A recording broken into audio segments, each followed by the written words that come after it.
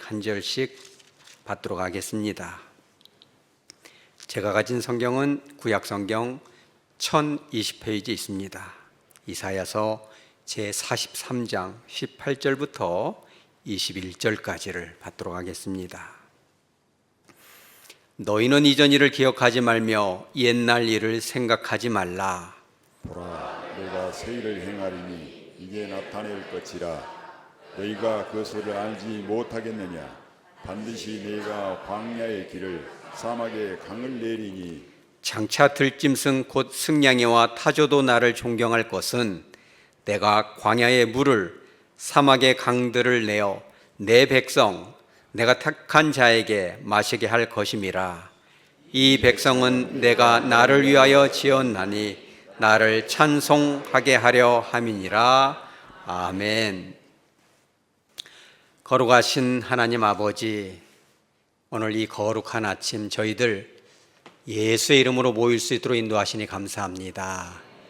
부족한 영혼 단위에 세워주셨사오니 성령 하나님께서 임재하여 주셔서 아버지의 뜻을 바르게 선포할 수 있도록 붙들어 주시옵소서. 뿐만 아니라 하백의 사랑하는 권속들, 사람의 음성이 아닌 주님의 음성으로 들려져 일상의 삶 가운데 승리할 수 있도록 역사하여 주시옵소서.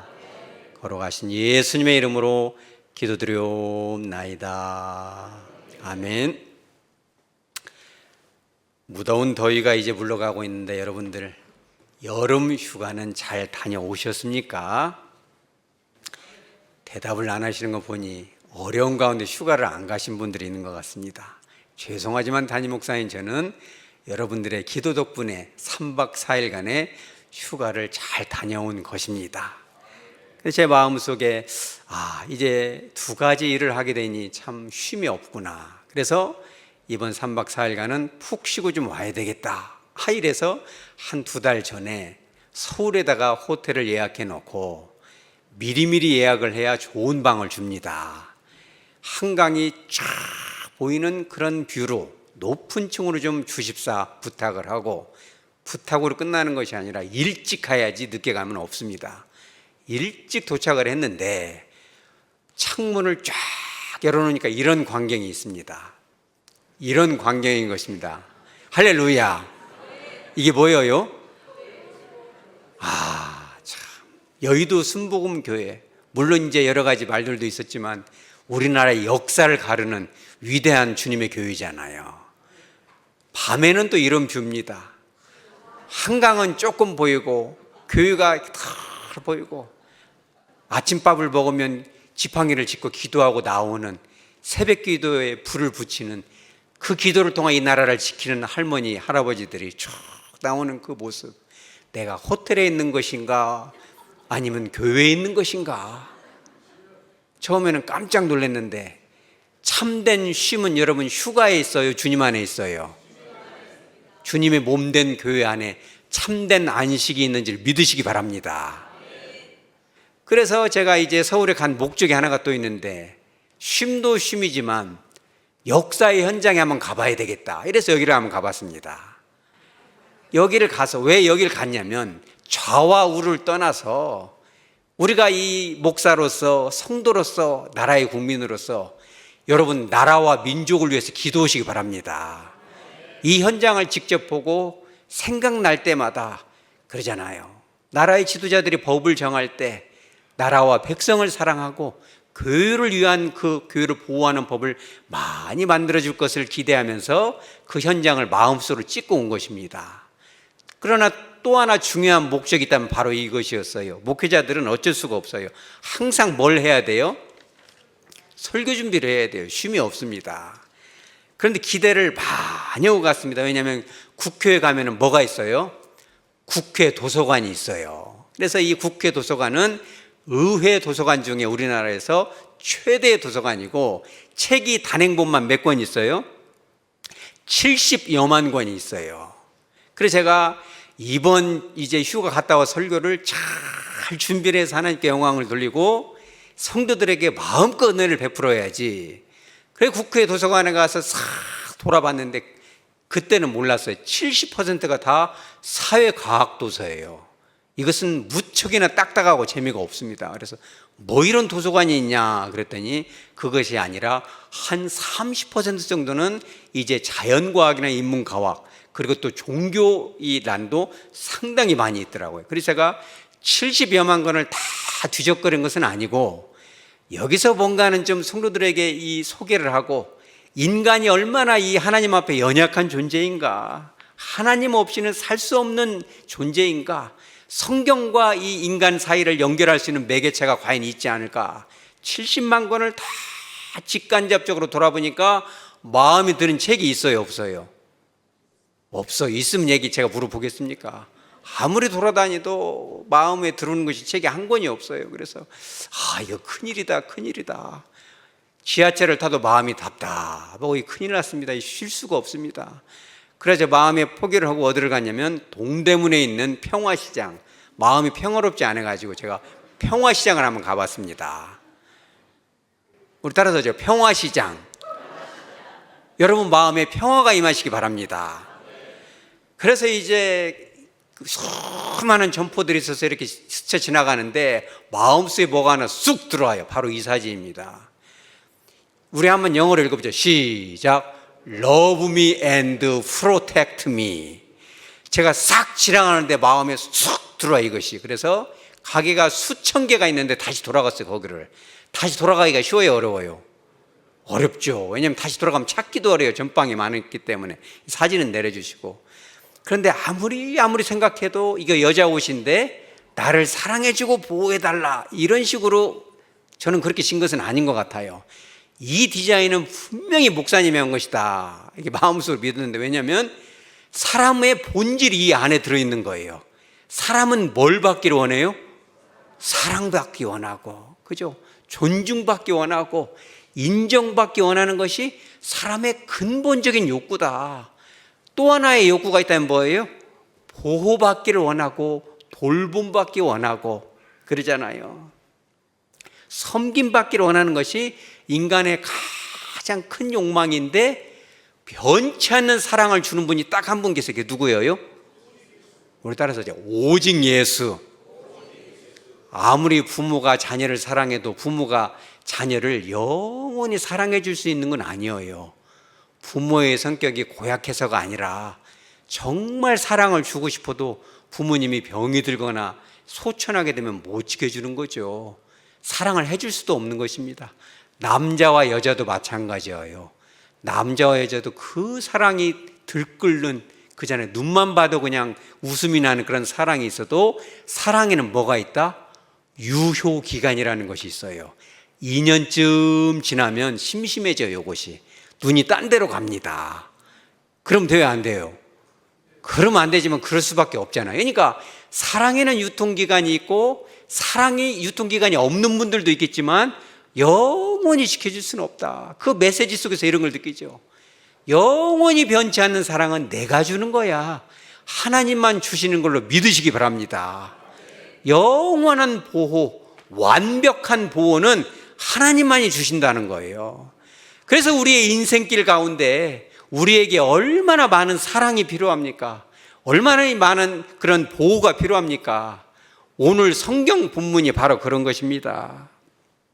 18절에 우리 다 같이 한번 읽어보죠. 시작.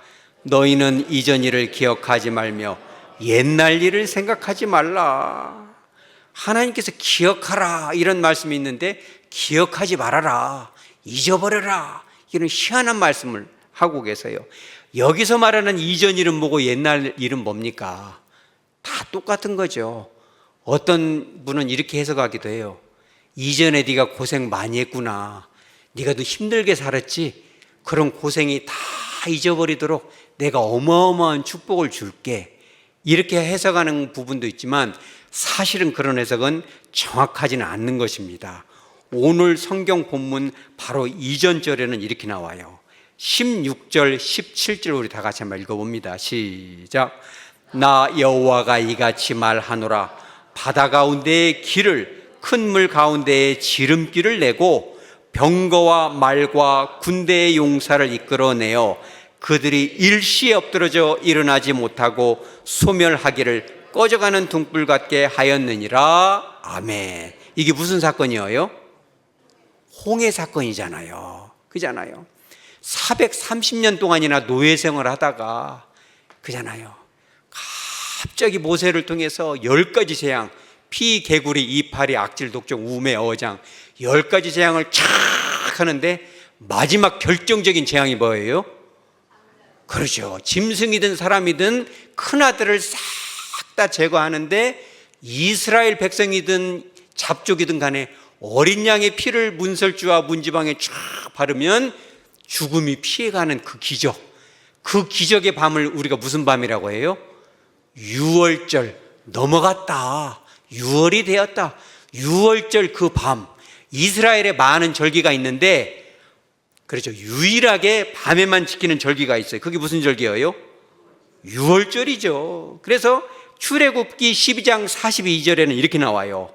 이 밤이 어떤 밤이냐?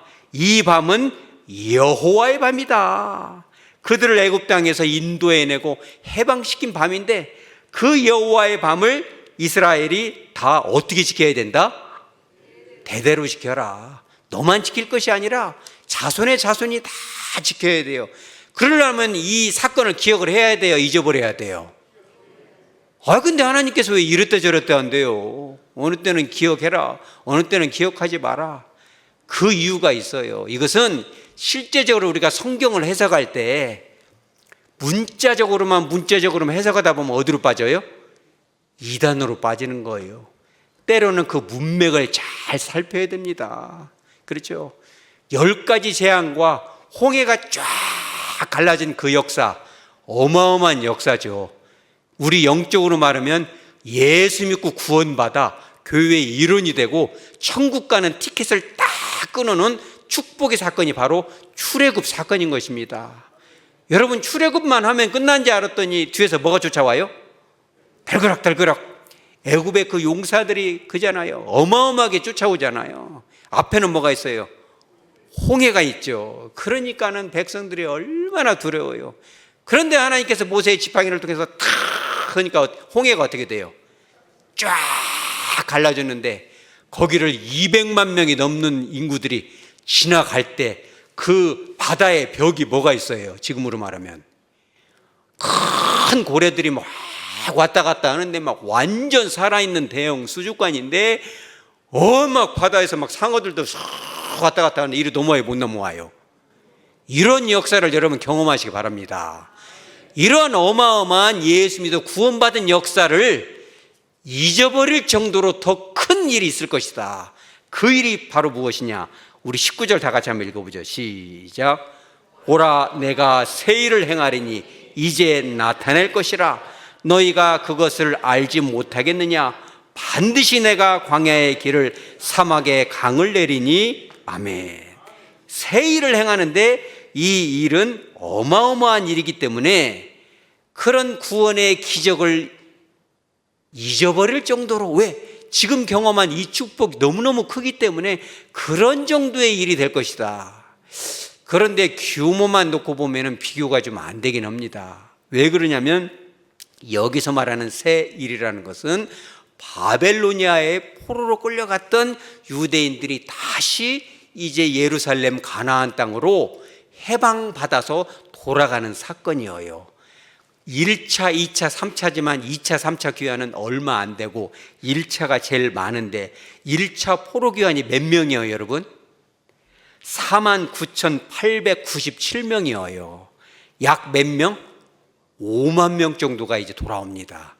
그에 비하면 출애굽한 백성들은 몇 명 정도 돼요? 200만 명이 넘어요. 잡족까지 합치면 300만 명하고 5만 명하고는 비교가 안. 그럼 어느 일이 더 큰 일이에요? 출애굽이 더 큰 일이죠. 그럼에도 불구하고 여호와께서는 지금 이 일이 더 큰 일이고 놀라운 일이라 과거의 그 사건을 잊어버릴 것이다. 두 가지 이유가 있는데 첫 번째는 그거예요. 200만 명, 비록 인구는 적지만 그들이 어디에서 모여 살았어요? 고센 땅에 모여 살았어요. 전체가 이미 출발할 준비가 돼 있고 국경 근처에 있었기 때문에 그죠? 요이 땡 하면은 출발할 수가 있어요. 바로 갈 수가 있습니다. 일사불란하게. 여러분, 일사불란이 무슨 뜻이에요? 이 사자가 무슨 사자입니까? 실사예요, 실사. 일사불란이라는 건 뭐냐면 실이 여러 개가 있는데도 불구하고 신비롭게도 하나도 엉키지 않았다라는 것이 일사불란이에요. 그러니까 200만 명이 넘지만 일사불란하게 출발해서 바로 탈출이 가능해요. 그런데 바벨로니아에 있는 유대인들은 어디에 모여 살아요? 모여 살지가 않아요. 바벨론 전역에 싹 다 흩뿌려져 있는데 그 사람들이 한 번에 모이기가 쉬워요, 어려워요? 엄청 어려운 거예요. 그런데 이 페르시아의 왕인 고레스가 모여라, 너희들이 믿는 여호와를 섬겨라라고 말했을 때 한 번에 모였다는 것이 기적적인 일이고, 또 한 가지는 그거예요. 여러분, 바벨로니아가 어디에서 멸망을 합니까? 그렇죠. 여러분, 세계사 아는 사람들은 다 알지만 페르시아가 바벨로니아를 멸망을 시켜야 고레스가 나오거든요. 그런데 이 페르시아는 옆에 있는 메데 왕국보다 훨씬 적어요, 크기가. 우리나라도 인천 옆에 뭐가 있어요? 안산이라고 있는데 이름만 갖고 도시는 다릅니다. 안산이라는 지역에서 발흥을 했는데 아주 작은 도시 국가예요. 메데를 금방 합병을 하고 바벨로니아 전체를 이렇게 점령을 하는데, 왜 이게 기적의 역사냐면 무혈입성, 피를 보지 않고 싹 정복을 해버려요. 할렐루야. 바벨로니아가 무너진 이유가 어디가 있어요? 역사의 이유가 있겠지만 딱 하나밖에 없어요. 유대인들을 구원하기 위한 줄 믿으시기 바랍니다. 여러분 한 사람을 위해서 하나님은 역사를 바꿀 수도 있어요. 왜? 우리 한 사람 한 사람이 하나님 앞에 너무 소중하기 때문에 그래요. 그런데 더 큰 역사는 바로 여기 있어요. 이 고레스 왕이 조서를 꾸미는데 그 조서에 4가지 조항이 있어요. 그게 뭐냐면, 첫째는 포로들은 가고 싶은 사람은 다 가나안 땅으로 가도 된다는 것이 첫째고, 둘째는 가거들랑 성전을 건축해도 된다, 두 번째고, 세 번째는 뭐냐면 그 옛날 느부갓네살이 뺏어왔던 성전에서 예배 드릴 때 썼던 그 기물들, 금그릇, 은그릇 이런 것들을 다 반환하라. 우리나라도 그런 거 반환해요, 안 해요? 일본 같은 데서 뺏어간 거 반환합니까, 안 합니까? 안 하죠. 아무리 가서 마이크 잡고 떠들어대야 안 줍니다. 그런데 고레스 왕이 다 반환을 해라. 너희가 믿는 여호와를 찬양할 때 쓰는 이 기물들, 기명들을 다 가져가라. 마지막 가장 핵심적인 것이 성전 건축할 때 필요한 자재는 다 대주겠다는 거예요. 그러니 얼마나 대단한 일이에요. 그런데 이것을 우리가 역사적인 사실로만 받아들일 건 아니에요. 우리네 인생 가운데 출애굽의 사건은 뭐예요? 예수 믿고 구원받아 교회 공동체의 일원이 되고 천국 갈 수 있는 구원의 확신이라는 티켓을 끊어놓고 시작하는 거예요. 이 놀라운 은혜가, 그렇죠, 출애굽의 역사라면 그것을 잊어버릴 만한 새 일이 있다는 거예요. 여러분, 새 일이 필요한 이유가 뭐예요? 우리가 이제 구원받고 예수 믿고 확신이 있어서 그렇다 할지라도 우리 마음속에 더 큰 사랑이 필요하고 더 큰 은혜가 필요하고 삶의 구석구석마다 영원한 가나안인 천국까지 가기까지는 수많은 시험을 만나야 돼요. 여러분 교회 다니는 것도 그래요. 교회 다니다 보면은 시험에 듭니까, 안 듭니까? 시험에 들게 되죠. 마음에 상처를 입습니다. 하나님께서 은혜를 주셨지만 몸에 병이 드는 경우도 있고, 그죠? 사업이 어려워질 때도 있고, 감정이 상할 때도 있고, 갑자기 이 글로벌한 어려움이 닥치기도 하죠. 그러잖아요. 그렇기 때문에 우리의 신앙이 낙심이 될 수가 있고, 교회 다니는 것이 심심해질 수 있고, 교회 가는 것이 마음이 무거워질 수 있다는 거예요. 우리가 예수를 믿고 내 안에 성령이 계셔도 천국까지 완전히 들어갈 때까지는 수많은 위협이 있다는 거예요. 그래서 여호와께서는 뭐라고 약속을 하세요?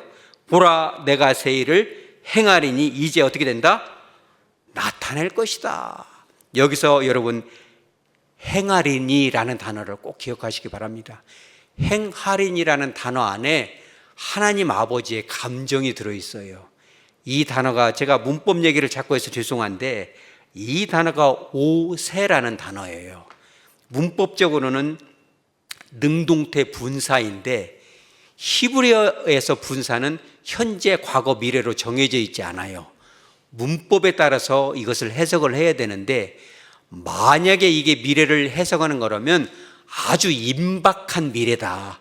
금방 이루어질 일을 나타내고 두 번째는 뭐냐면 분사기 때문에 진행되는 의미가 있어요. 우리가 예수를 믿었어도 우리에게 질병이 오고 어려움이 오고 사업에 환란이 오잖아요. 관계에 아픔이 옵니다. 그러나 하나님께서 주시는 그 새일, 날마다 주시는 새로운 힘은 언제 나타난다? 바로 나타난다. 새일을 행할 것이다. 그래서 어떤 영어 성경에 이렇게 써 있어요. I will do. 내가 새일을 행할 것이다. 여러분, I will do. 언젠가는 행할 것이다. 그러면은 이것이 금방 온다는 거예요? 언제 올지 모른다는 거예요? 언제 올지 이거는 해석이 좀 제대로 된 해석은 아닙니다. 그래서 NRSV라는 해석에는 이렇게 나옵니다. I am about to do. about to do. 이번에 be about to. 바로 할 것이다. 즉각 해줄 것이다. 이렇게 해석을 했는데 NIV 성경에 이렇게 나와요. I am doing. 우리 따라서 I am doing. 지금 바로 하고 있다가 아니라 어떤 뜻이에요? 지금 현재 하고 있다. 그러니까 이 히브리어의 능동태 분사라는 아주 오묘한 단어를 해석을 다 할 수가 없는 거예요. 저도 여러분도 인생을 살다 보면 어려운 일이 있잖아요. 이것이 아니면 정말 이게 내 앞길이 막아질 것 같고 무너질 것 같고 망가질 것 같고 교회를 더 이상은 못 다닐 것 같은데 이것을 꼭 해결해 줘야 될 것 같은데 하나님은 해결을 안 해주는 것 같고 나는 버려진 것 같고 이게 뭐지 이런 생각이 들죠. 그런데 하나님 입장에서는 뭐예요? 이미 내가 지금 역사하고 있다. 바로 이루어질 것이다. 조금만 참으면 되겠다. 너희들이 이런 사건으로 인해서 낙심을 안 하면 좋겠다라는 하나님의 간절한 심령이 오세라는 단어 안에 있는 것입니다. 그렇기 때문에 여러분, 우리가 천국에 들어가는 그 시점까지 다가오는 수많은 어려움이 있거든. 여러분, 오늘 단어, 내가 새 일을 행할 것이다. 이제 나타날 것이다. 이미 시작이 되었다. 네 눈에는 보이지 않지만 하나님의 눈에는 반드시 보일 것이다. 믿음으로 인내하여라. 여러분, 그런 음성을 들을 수 있는 영적인 귀가 여러분들에게 허락되시기 바랍니다. 제가 이제 이 서울에 가서 70만 권이 있는 그 국회 도서관에 가서 이렇게 책이 없구나. 군중 속의 고독처럼 책 중에 책이 없구나. 다소 실망이 돼서 여의도 한쪽 끝에 있는 아주 작은 한 3평 되는지 모르겠어요. 거기 이제 이 어떤 도서관 비슷하게 있길래 거기를 좀 잠깐 갔어요. 여보, 저기를 한번 가면 좋겠네. 책도 몇백 권 안 됩니다. 그래가지고 책을 쭉 보면서 주님, 설교는 준비해야 되겠고 큰일이 났습니다. 뭔가는 우리 성도들에게 먹여야 될 텐데 어찌실 겁니까? 제가 동대문 어느 식당에서 밥을 먹다가 눈을 감았는데 주님, 귀한 말씀을 전하고 영혼들을 살리고 하나님께 영광을 돌려야 될 텐데 잠깐 기도하는데 막 눈물이 왈칵 날 것 같아요. 밥 먹다 울으면 또 애먼 소리를 들을까 봐 차마 마음은 울지 못하고 마음이 뜨거워지는 거예요. 여러분들 마음도 뜨거워지시기 바랍니다. 왜 뜨거워지냐면 아까 전에 우리 24님 기도해 주셨지만 성도들을 그 사랑하는 마음, 그런 마음이 제 안에 있겠어요? 그런 마음은 누구의 마음이에요? 그 예수님의 마음이고 하나님의 마음이죠. 엄마의 마음 아니겠어요? 오늘 우리 아들, 딸 뭘 맛있는 걸 해줄까? 여러분들 남편들 다 사랑하는 줄 믿습니다. 우리 남편이 힘이 없는데 얼마나 맛있는 걸 해줄까? 항상 그런 마음이잖아요, 우리가요. 똑같은 마음이죠. 그런데 이 서재에서 책 하나를 탁 집었는데 마음이 뜨거워져요. 제가 그걸 하나 소개하려고 합니다. 전라남도 어느 자궁군, 정확한 군은 제가 지명하지 않겠습니다. 어느 군의 임융봉 목사님이란 분이 감리교 출신이에요. 우리하고는 교단이 다르지만 참 귀한 분이더군요. 성도들이 많은 큰 목회를 하지는 않지만 참 마음에 와닿았어요. 그 임융봉이라는 목사님이 이제 이런 고백을 책 안에 써놔서 그걸 제가 봤어요. 어떻게 시작하냐면, 저에게는 아주 불편한 진실이 있습니다. 그것이 뭡니까? 뭐냐면 모든 것을 늦기 시작했다는 거예요. 군대도 늦게 가, 신학도 늦게, 나이가 많아서 목사님이 됐는데, 주님, 저는 아무도 안 가는 해외로 선교사로 가겠습니다. 선교사로 가겠습니다. 아무리 기도도 안 보내줘요. 그러니까 마음속에 다 그 주눅이 들고 위축이 되고, 그랑이도 나이 들어서 목회를 시작했는데 선교사로도 못 가고 이게 도대체 뭐냐. 그런데 하나님께서 음성을 주시기를, 이 전라남도 어느 군에는 감리교회가 하나도 없으니까 네가 좀 가면 좋겠다. 그래서 가가지고 이제 이 개척을 해가지고 교회를 지으려고 보니까 땅이 안 나와요. 건물을 살려니 건물이 안 나와요. 그래서 이거 예배는 드려야 돼요. 큰일이다 큰일이다 하는데, 어느 날 부동산에서 전화가 옵니다. 아주 좋은 자리가 있습니다. 어딥니까? 그랬더니 원불교 법당인데 종교부지라 들어가기만 하면 됩니다. 그 주님 들어가기가 싫은데 가라, 거길 가야 된다. 갔더니 강대상 앞에가 막 큰 원이 있어가지고 뛰는데도 힘이 들어요. 그렇게 뛰어서 싹 다 부수고 좀 질라고 했더니 부수지 마라. 리모델링도 하지 마라. 이분이 뭐라고 써놨냐면, 하나님의 뜻은 다른 데 있었습니다. 이렇게 써놨어요. 그리고 법당에서 원을 띄고 십자가만 대충 붙여놓고 예배를 드리는데, 갑자기 옆집에 있는 사람이 교회 출입구에다가 막 대형 덤프 추럭으로 막 새까만 흙하고 자갈로 입구를 싹 막아놔 버렸어요. 왜 그러세요? 그랬더니 이 땅은 내 개인 땅입니다. 지적도를 보니까 딱 그렇게 돼 있어요. 근데 흙도 좋은 황토가 아니라 검은 흙을 했는데, 그 뭔 흙이에요? 아주 더러운 흙을 쌓아놨는데 막 악취가 막, 그것도 무지 철조망으로 다 둘러놔 버렸어요. 그거를 예배를 드리면 막 눈물이 나요. 예수님 머리에다가 씌우는 가시면류관 같기도 하고, 성도들이라고 해봐야 여자 집사님 2분, 남자 집사님 2분, 청년 1분, 5명이서 예배 드리는데 막 냄새 때문에 예배를 드릴 수가 없어요. 그래가지고 너무 슬픈데 하수공사를 하려고 했더니 그 군에서 교회만 하수공사를 못 해주겠다는 거예요. 이것도 뭐 조사해볼 이유는 없습니다만은. 그러던 차에 십자가를 레온으로 달아놨더니 비도 안 오는데 나름벼락이 탁 때려가지고 레온이 와장창 깨지면서 전기가 다 나가요. 몇 달 동안 전기가 안 들어와요? 6개월 동안 전기가 안 들어와. 가지고 거기서 예배를 드리는데, 그걸로 끝난 것이 아니라 비가 너무 많이 와가지고 식당하고 소예배실하고 예배실이 막 천장이 다 젖었어요. 막 이렇게 들떠가지고 그것을 공사를 하는 지경이 일어났다. 여러분, 목회하기 쉬워요, 어려워요? 어려운 거예요. 여러분, 목사님들을 위해서 기도 많이 해주시기 바랍니다. 근데 사실은 여러분이 더 어려워요. 왜냐면 신앙 지키고 끝까지 교회를 다니는 것도 쉽지 않은 것입니다. 이 목사님이 그걸로 끝난 것이 아니었어요. 저녁에 십자가 때문에 잠을 못 자겠다고 어떻게 민원을 넣는가, 십자가 불을 끌 수밖에 없는 지경이 됐고, 하루는 감리교 지방에서 연합 체육대회가 있다는데, 남자 집사 2, 여자 집사 2, 청년 하나 5명, 목사님까지 해봤자 몇 명 안 되니까 뭔가는 뛰어야 되겠는데, 배구를 뛰려면 몇 명이 필요해요? 9명이 필요해. 그래가지고 봤더니, 야, 안 되겠다, 전도를 해야 되니까 청년 밥 사주려니까 와라. 그래가지고 동네 청년 2명 데리고 해가지고 9명 맞춰가지고 하는데, 할렐루야, 너무 잘해갖고 준결승까지 올라갔어요. 그래가지고 우리 교회가 말하자면 여기 담양군에서 제일로 작은 교회고, 뭐 숫자 해봐야 5명인데 우리가 우승해서 하나님께 영광 돌리자 했는데, 청년이 기어이 맨발로 뛰다가 뒤로 딱 넘어져요. 맨발로 뛰지 마라 그렇게 말해도 사람이 말 들어야 안 들어요. 청개구리들이 있어요. 여러분, 청개구리 기질인 사람들은 회개하고 고치시기 바랍니다. 말을 할 때 들어야지 맨발로 뛰다가 탁 넘어지는데, 제대로 뒤통수가 맞으면서 의식을 잃는데 야가 숨을 안 쉬어요. 숨을 안 쉬어. 5명. 그것도 교인 딱 5명인데, 그래 가슴을 두드리고 119를 불러가지고, 우리 장로님이 아마 봤을 수도 있는, 조사해보면 나올 수도 있겠지만, 청년이 숨을 안 쉬고 배고다 자빠지는 거 아마 이거 큰 사례인데, 그래가지고 막 몇 명 되도 않은 사람들 막 한쪽에서 막 울면서 기도하니까 막 할렐루야, 다시 걸어서 들은 줄 믿으시기 바랍니다. 그런 역사가 있었는데, 하루는 이분이 또 그런 얘기를 해요. 막 전도를 하니까 50명이 딱 되잖아요. 50명만 되면은 쌈이 꼭 붙어요. 이것이 3번째 그랬대요. 3번. 50명만 되면 쌈이 붙어갖고 20명씩 세트로 나가는 것이 3번을 겹쳐서요. 그러니까 목사님이, 주님, 이제는 못 오겠습니다. 제가 이 가운을 좀 벗게끔 해주시옵소서. 그랬더니 주님이 창세기 18장 32절 한번 읽어보아라. 내가 의인 10명으로 말미암아 멸하지 아니하리라. 그러니까 10명이 더 좋다.